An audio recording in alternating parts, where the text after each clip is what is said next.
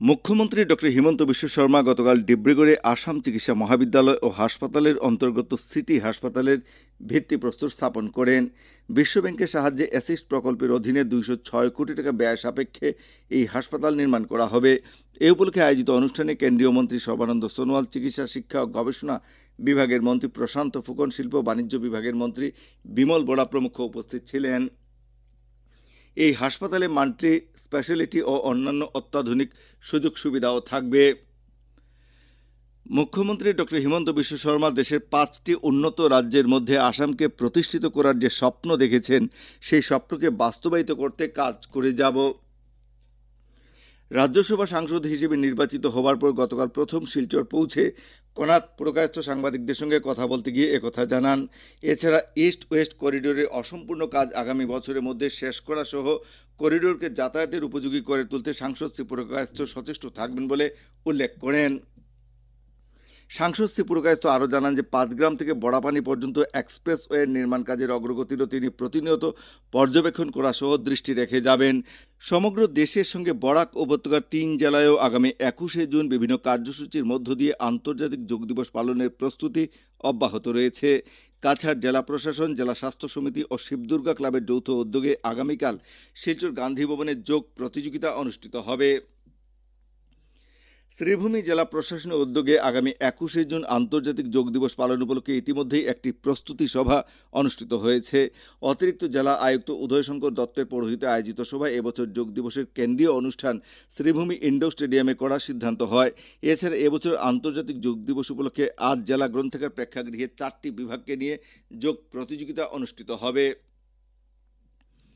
হাইলাকান্দি জেলা প্রশাসনের ব্যবস্থাপনায় আগামী 21শে জুন যোগ দিবস পালন করা হবে।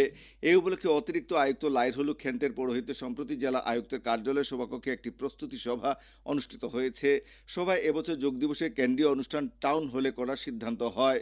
এছাড়া আজ জেলার বিভিন্ন ছাত্রছাত্রী ও যোগ প্রশিক্ষকদের নিয়ে একটি যোগ প্রতিযোগিতা ও প্রশিক্ষণের আয়োজন করা হয়েছে। হাইলাকান্দি জেলা আইনসেবা কর্তৃপক্ষের উদ্যোগে ও গতকাল ন্যায়িক আদালত প্রাঙ্গণে লোক আদালত অনুষ্ঠিত হয়েছে। গতকালে জাতীয় লোক আদালতে 428টি বকেয়া মামলার নিষ্পত্তি করা হয়েছে এবং সবকটি মামলা থেকে সরকার 79 লক্ষ টাকার সেটেলমেন্ট অ্যামাউন্ট লাভ করেছে।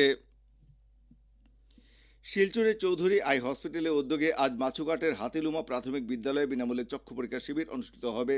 শিবিরটি সকাল 10টায় শুরু হবে। এদিকে লায়ন্স ক্লাব অফ শিলচর সেন্ট্রালের উদ্যোগে এবং রংপুরের সোশিয়াল ওয়ারিয়র সোসাইটির ব্যবস্থাপনায় আগামীকাল শিলচর রংপুর নরসিং আখড়ার বিপরীতে অনুরূপ বিনামূল্যে চক্ষু পরীক্ষা শিবির অনুষ্ঠিত হবে। শিবিরটিও সকাল 10টায় শুরু হবে। বরাক উপত্যকার 3 জেলায়ও আজ নানা কার্যসূচির মাধ্যমে বিশ্ব রক্তদাতা দিবস পালন করা হয়েছে। Barak valley voluntary blood donors ফোরামের কাছাড় জেলা কমিটির উদ্যোগে আজ এই দিবস উপলক্ষে সকাল 7:30টায় শিলচর জেলা ক্রীড়া সংস্থার ময়দান থেকে রক্তদান বিষয়ক এক সচেতনতামূলক র্যালি বের করা হয়। শুরুতে পদযাত্রার উদ্দেশ্য ব্যাখ্যা করে বক্তব্য রাখেন ফোরামের কাছাড় জেলা কমিটির সভাপতি দেবব্রত পাল এবং সব্যসাচী রুদ্রগুপ্ত। শ্রীভূমি শহরের কাছে মোবারকপুর এলাকায় আজ এক সড়ক দুর্ঘটনায় এক অটো চালক গুরুতরভাবে আহত হয়েছেন। জানা গেছে, আজ সকালে শিলচর থেকে আসা একটি অল্টো গাড়ির সঙ্গে বদরপুর অভিমুখে যাত্রা করা একটি অটোর মুখোমুখি সংঘর্ষের ফলে এই ঘটনা সংঘটিত হয়েছে। এই ঘটনায় গুরুতরভাবে আহত অটো চালককে স্থানীয়রা করিমগঞ্জ অসামরিক চিকিৎসালয়ে প্রেরণ করেন। তবে কর্তব্যরত চিকিৎসকরা তাকে উন্নত চিকিৎসার জন্য শিলচর মেডিকেল কলেজে প্রেরণ করেছেন।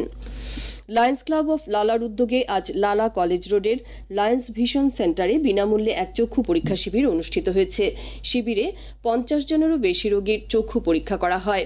এর মধ্যে 7 জন ছানি পড়া রোগী শনাক্ত করা হয়েছে। তাদের আগামী সপ্তাহে হাইলাকান্দি এসকে রায় সিভিল হাসপাতালে ডাক্তার সুমনা দাসের তত্ত্বাবধানে বিনামূল্যে অস্ত্রোপচার করা হবে বলে এক প্রেস বিবৃতিতে জানানো হয়েছে।